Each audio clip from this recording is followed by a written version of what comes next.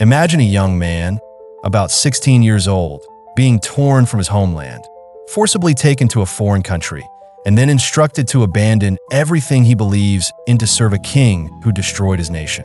This is Daniel, a man who faced the ultimate test of character not just once, but throughout his entire life. In a world where compromising values seems almost mandatory to advance, what does Daniel teach us about maintaining integrity when everything around him conspires against his principles? What would you do if you had to choose between your deepest values and your career, your freedom, or even your life? In the next few minutes, you will discover how a young, exiled Jew not only survived but thrived in the heart of the greatest empire of the ancient world without giving up who he was. You will see how he faced the pressure to compromise his diet and identity, how he had the courage to speak difficult truths to a temperamental king, and most remarkably, how his unwavering integrity literally led him into the lion's den, and just as dramatically, out of it. Stay until the end to uncover the ancient technique that Daniel used to maintain his integrity amid corruption, a practice that can radically transform your life in the challenging environments you face today. Babylon, 6th century BC, the epicenter of world power, a resplendent metropolis whose walls and hanging gardens were considered one of the wonders of the ancient world. Yet behind all this glory lay a system built on conquest, slavery, and oppression. It is in this context that we encounter Daniel, a young Jew torn from Jerusalem following Nebuchadnezzar's invasion. Just imagine, you are selected for your intelligence and appearance to join the elite of a nation that has just destroyed your country. Your name is changed to honor foreign gods. Your education is reconfigured to serve the interests of a pagan empire. Your food, your clothing, your language, all are designed to erase your original identity and transform you into a perfect Babylonian servant. How did a young foreigner not only manage to survive in such an environment, but also ascend to the highest echelons of power while keeping his integrity intact? And how, over not just years but decades under different rulers and even empires, did Daniel remain true to his principles? This is not merely an ancient story. It is a survival manual for anyone today who feels like a moral outsider in their workplace, where the pressure to compromise values for approval or promotion is relentless. Whether in politics, in major corporations, on social media, or even in academic circles, Babylon continues to exist in various forms, and the principles that enabled Daniel to navigate that environment remain remarkably relevant to us today. The book of Daniel begins with one of the Bible's most poignant statements. In the 3rd year of the reign of Jehoiakim, king of Judah, Nebuchadnezzar, king of Babylon, came to Jerusalem and besieged it. In a few words, an entire world crumbled. The city of David, Solomon's temple, the promised land. Everything was on the brink of being lost. Among the deportees, we find 4 young men of the Jewish nobility: Daniel, Hananiah, Mishael, and Azariah. Brilliant youths, selected by the king's own criteria, young men without physical defect of good appearance, versed in all wisdom, knowledgeable in science, and instructed in learning. They were no ordinary individuals. They represented the very best that Israel had to offer. Upon arriving in Babylon, the process of Babylonization began immediately. First, their Hebrew names, which honored the God of Israel, were replaced. Daniel, whose name means "God is my judge," became Belteshazzar in honor of the Babylonian god Bel. His companions received equally pagan names. This was a first step in erasing their identities.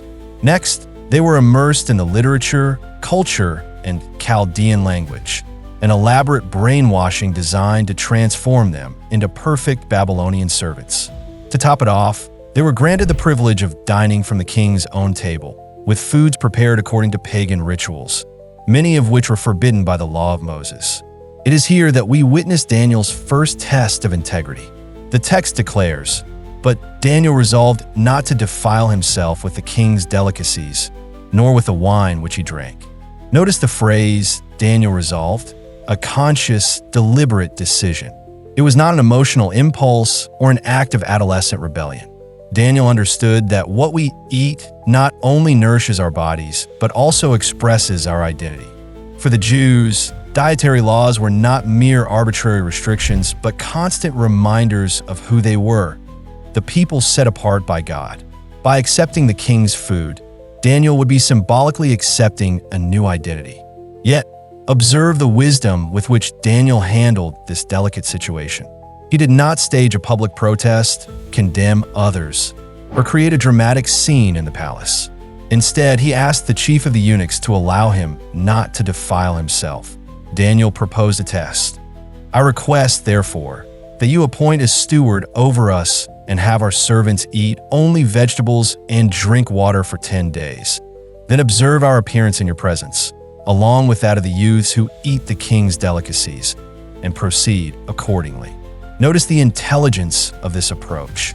Daniel did not question the authority of the official, demand rights, or create a confrontational scenario where it would be easy to crush these foreign youths. Instead, he offered a solution that allowed the official to fulfill his duty, keeping the youths healthy, while respecting Daniel's commitment to his principles. After 10 days, the result was undeniable. Daniel and his friends appeared healthier and more well-nourished than all the youths who ate the king's delicacies. Their fidelity to their principles did not harm them. On the contrary, it brought visible benefits. This first story teaches us a fundamental lesson about integrity. It does not demand unnecessary confrontation, but calls for creative solutions that honor our principles without disrespecting authority.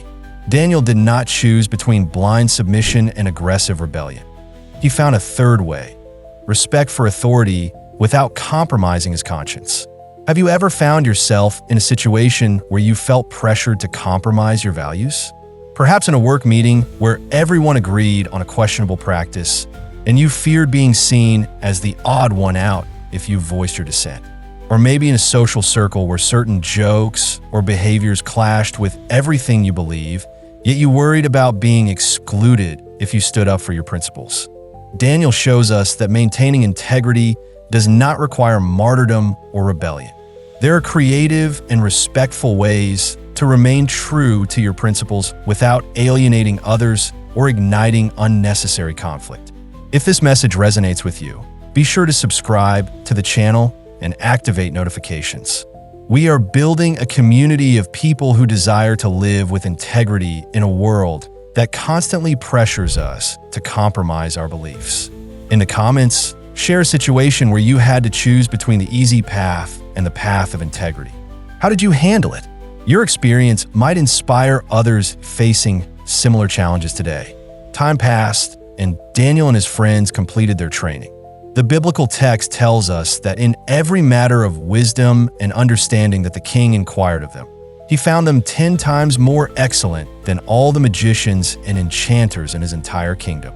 This is not a trivial detail. Daniel not only maintained his integrity, he exceeded expectations in a system designed to mold him. His professional excellence became a testament that fidelity to principles does not imply mediocrity or isolation. Daniel did not need to choose between being spiritual or successful. His integrity was exactly what set him apart. In the second year of Nebuchadnezzar's reign, something extraordinary happened. The king had a disturbing dream and demanded the impossible, that his advisors not only interpret the dream, but also reveal the dream itself. When none of the wise men could accomplish such a feat, the king, in his irrational fury, ordered the execution of all Babylonian advisors, including Daniel and his friends. Upon hearing this, Daniel acted once again with remarkable wisdom. First, he sought out Arioch, the commander of the guard, and with prudence and tact, requested additional time. Notice the terms, prudence and tact. No panic, no indignation, no demands. Then, Daniel gathered his friends and invited them to pray, asking for God's mercy to reveal the mystery. After receiving the revelation, the first thing Daniel did was to praise God, acknowledging that all wisdom comes from him. Blessed be the name of God forever and ever, for wisdom and power belong to him. Only then did Daniel go to the king and observe his first words. The mystery which the king asks cannot be revealed by the wise men, enchanters, magicians, or astrologers. But there's a God in heaven who reveals mysteries. Daniel did not seize the opportunity to boast, saying, "I achieved what no one else could." Instead, he immediately directed the attention to God. Daniel then recounted the dream. A great statue with a head of gold, chest and arms of silver, belly and thighs of bronze, legs of iron, and feet partly of iron and partly of clay. A stone, cut without the aid of human hands, struck the feet of the statue, shattering it completely, and then grew into a great mountain that filled the entire earth. The interpretation was equally impressive. The statue represented a succession of kingdoms, beginning with the Babylonian Empire, the gold, followed by kingdoms that were increasingly less glorious yet more brutal.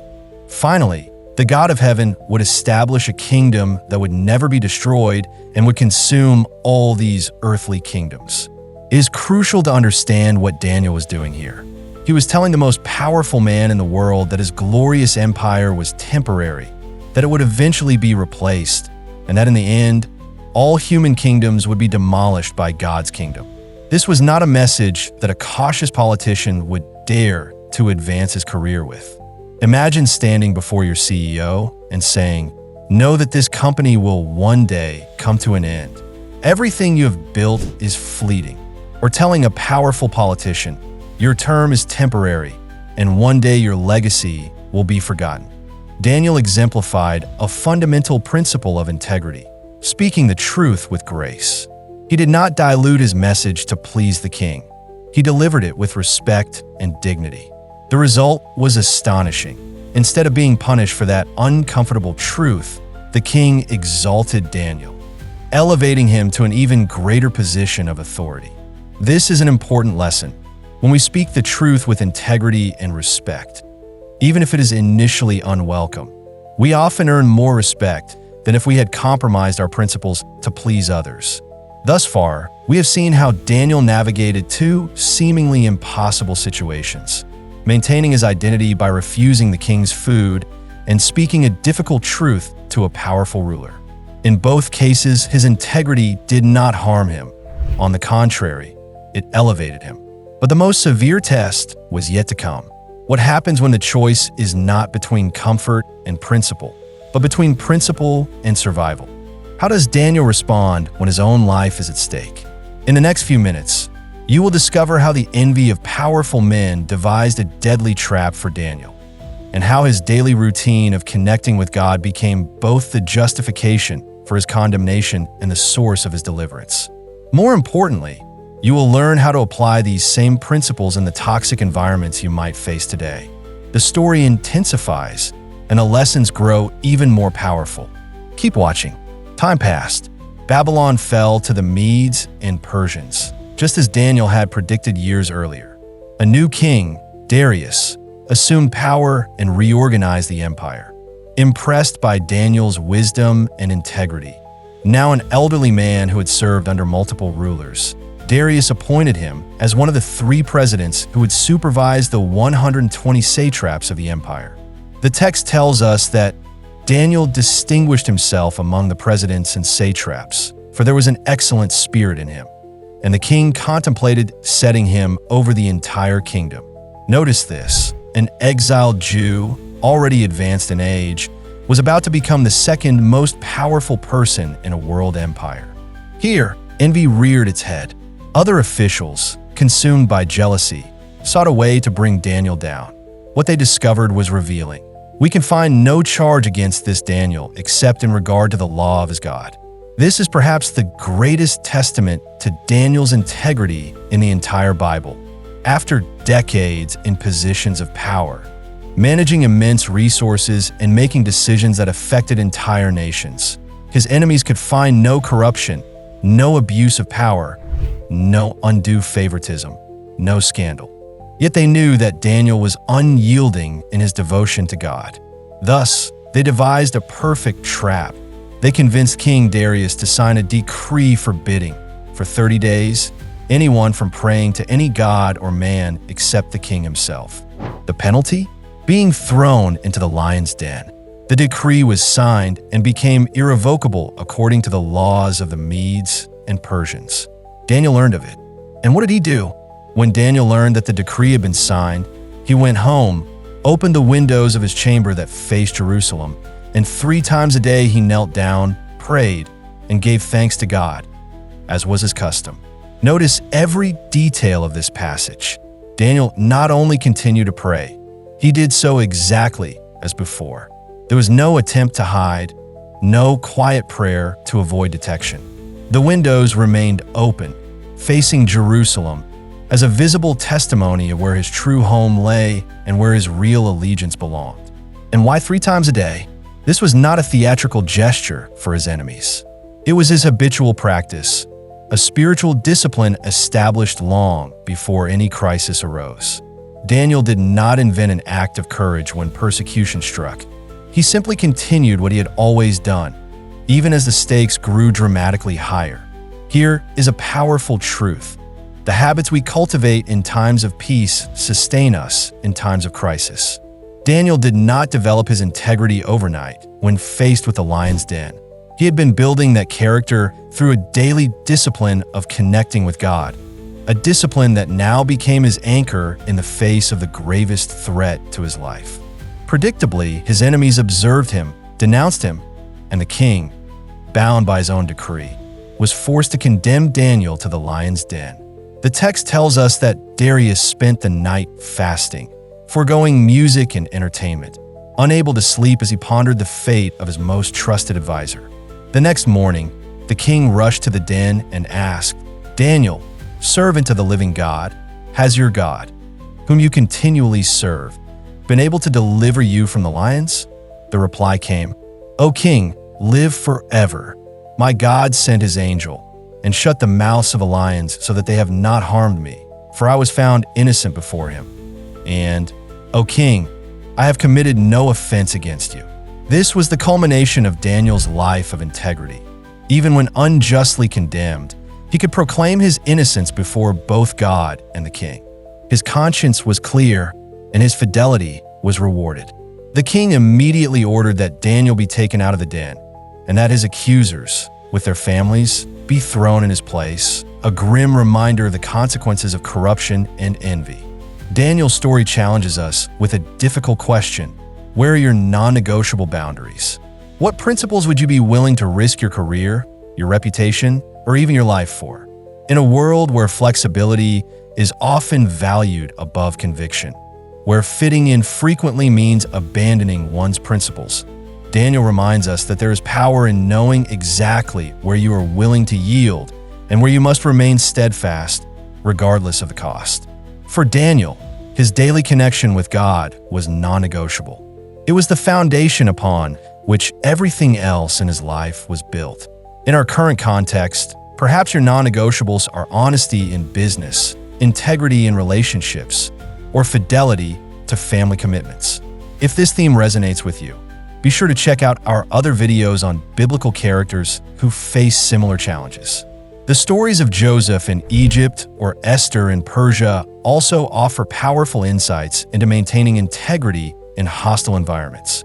In my own life, I have learned that establishing daily moments of reflection and spiritual connection, just as Daniel did, has been crucial in navigating difficult decisions in the corporate world. When you know who you are and whom you serve, the pressures to compromise your values lose much of their power. And you, have you already defined your non-negotiable boundaries? The impact of Daniel's integrity went far beyond his own life. After the miracle in the lion's den, King Darius issued an extraordinary decree. "I make a decree that throughout my kingdom all men shall tremble and fear before the God of Daniel. For he is the living God and endures forever. His kingdom shall not be destroyed, and his dominion shall have no end. He delivers, he saves, and he performs signs and wonders in heaven and on earth. It was he who delivered Daniel from the power of the lions." Consider the magnitude of this, a royal decree proclaimed throughout the Medo-Persian Empire, one of the greatest empires of the ancient world, recognizing the sovereignty of the God of Israel. And all of this because one man refused to compromise his integrity. This is the multiplying effect of an upright life. It influences entire systems, transforms cultures, and impacts generations. Daniel not only saved his own life, he paved the way for his people, still in exile, to worship openly. In fact, some historians believe that the favor the Jews later found under King Cyrus, who authorized their return to Jerusalem, may have been influenced by Daniel's reputation and position at court.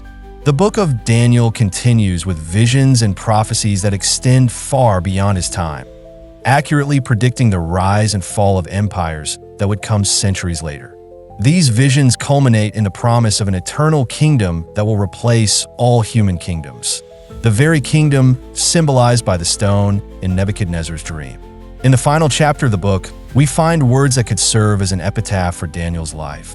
Go, Daniel, for these words are sealed and shut up until the time of the end.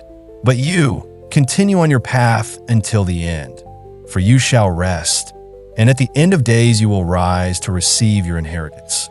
After a lifetime of serving foreign kings and maintaining his integrity in a hostile environment, Daniel received the promise of rest and eternal reward. His fidelity was not in vain. The God he served continuously did not abandon him, and his legacy endures to this day, not only in the pages of the Bible, but in the lives of all who are inspired by his example. A remarkable aspect of Daniel's life is the longevity of his integrity. It was not merely an isolated act of heroism, but a lifetime of consistent choices. Taken to Babylon as a teenager, he remained faithful until old age, serving under at least 4 different monarchs: Nebuchadnezzar, Belshazzar, Darius, and Cyrus. This consistency teaches us that integrity is not an event, it is a habit. It is not about occasional grand gestures of moral courage, but about daily decisions that, over time, forge an unshakable character. The contrast with other characters in the book is instructive. Nebuchadnezzar, despite moments of recognizing the God of Israel, oscillated between humility and extreme pride. Belshazzar, who literally saw the writing on the wall, ignored the lessons his father had learned and lost everything in one night of arrogant impiety. Daniel, on the other hand, stayed his course. Even when immediate or visible consequences were absent, he remained faithful. When the book of the law was lost and the temple lay in ruins, he continued praying toward Jerusalem, keeping alive the hope of restoration. This is perhaps the deepest lesson of his life. True integrity does not depend on external circumstances, recognition, or immediate rewards. It springs from an inner conviction that doing what is right has intrinsic value, regardless of visible outcomes. In the end, Daniel's integrity not only sustained him through seemingly impossible situations, but also paved the way for his people's freedom and perpetuated the knowledge of the God of Israel in foreign lands. His name, meaning God is my judge, became the perfect synthesis of his life. A man who lived not to impress the powerful of this world, but to honor the one to whom he ultimately answered. At the beginning of this video, I promised to show how a young exiled Jew not only survived but thrived in the heart of the greatest empire of the ancient world without compromising who he was. We witnessed how Daniel confronted challenges that many of us recognize in modern forms. The pressure to conform to toxic cultures, the challenge of speaking hard truths to powerful figures, and the temptation to abandon principles when the cost seems too high. Through his journey, we identified 3 pillars of integrity that are as relevant today as they were 2,500 years ago. First, clarity of identity. Daniel knew exactly who he was. Even when his name was changed, his education redesigned, and his culture replaced, he maintained clarity about his true identity as a servant of the living God. In our world of fluid identities and fragmented loyalties, establishing firmly who we are and to whom we belong is the first step toward a life of integrity. Second, the courage to speak the truth with grace. Daniel never diluted his message to make it more palatable. He always delivered it with respect and dignity. It wasn't about confrontation for its own sake, but about remaining faithful to the truth, even when it was inconvenient or dangerous. In an era of alternative facts and extreme polarization, we must rediscover the art of speaking honestly without demonizing those who disagree. Third, the discipline of daily practices. We saw that praying 3 times a day was not something Daniel invented during a crisis, but a habit cultivated over decades. This spiritual routine not only kept him connected to his source of strength and wisdom, but also forged his identity and character.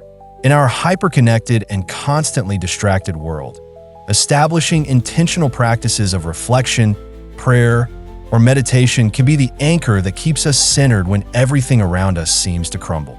And what about that ancient technique I promised to reveal? It is what we might call an eternal perspective. Daniel lived with the constant awareness that this world and its empires are temporary, but God's kingdom is eternal. This perspective did not render him passive or detached from reality. Instead, it emboldened him to act with integrity in the present, knowing that the final outcome rests in God's hands. When Daniel interpreted Nebuchadnezzar's dream of the statue, he wasn't merely predicting future political events. He was revealing a profound truth. All the kingdoms of this world, no matter how powerful they seem, are transient. True security does not lie in winning favor with the mighty of the moment, but in remaining faithful to the eternal King. Perhaps you are facing your own Babylon today, a workplace where everyone seems willing to compromise principles to advance, a culture that mocks your values, pressures to conform to practices you know are wrong. Daniel's story assures us that it is possible not only to survive, but to thrive with integrity, even under the most adverse circumstances. Remember, your identity is not defined by your job title, your salary, your social status, or the approval of others. Just as Daniel chose to live as one who answers to a higher authority than any earthly power, you too can choose to live in that way. This clarity of purpose not only provides courage in moments of testing, but also brings an inner peace that transcends external circumstances. In conclusion, I want to leave you with the same promise that was given to Daniel at the end of his life. But you continue on your path until the end, for you shall rest, and at the end of days you will rise to receive your inheritance. There is rest and reward for those who choose the path of integrity, not only in a distant future, but in the peace of conscience we experience here and now. As Daniel taught us, integrity is not only the most honorable path, it is ultimately the wisest path.